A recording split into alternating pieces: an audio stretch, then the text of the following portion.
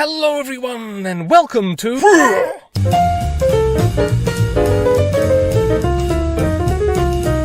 This is Europe, and here's Malta. Now, let's go, shall we? Warmly wrapped in the midst of the Mediterranean, the island nation of Malta was first settled in Neolithic times, mysterious persons who began building enormous stone structures. In those days, there were dwarf elephants and hippos on Malta that were hunted to extinction. But why all that megalithic mason work was done is a riddle, and these incredible temples assembled here in Malta are among the most ancient on Earth, several predating the Great Pyramids of Egypt. Then it stopped. Those shadowy folk who fashioned the big buildings disappeared. After a less grandiose Bronze Age era, the Phoenicians arrived in Malta around 800 BC and began to rule. Now, over here was Phoenicia's greatest colony, Carthage. And after Phoenicia was conquered by the Persians in 539 BC, Carthage took charge of Malta. Then, in 218 BC, the very same people who defeated the Carthaginians took Malta, the Romans. Malta flourished under Roman rule, and it became one of the first countries to be introduced to Christianity, after the Apostle Paul was shipwrecked there on his way to Rome. The Maltese people were very kind and hospitable to him. Upon Western Rome's fall, the islands of Malta were invaded by the Germanic Vandals and Ostrogoths. In the year 535, the great general Belisarius made Malta part of the Eastern Roman Byzantine Empire, in which realm it remained until 870, when the Arabs invaded and conquered it. The most lasting impact of Arab rule was the spread of an Arabic dialect, from which the modern language of Maltese is derived. Arab rule continued until 1091, when the Norman king of Sicily, Roger I, invaded and asserted his authority, signalling the return of Christianity under Roger II. In 1194, Malta passed to the German Holy Roman Emperor Frederick II, and became home to many immigrants from Sicily and southern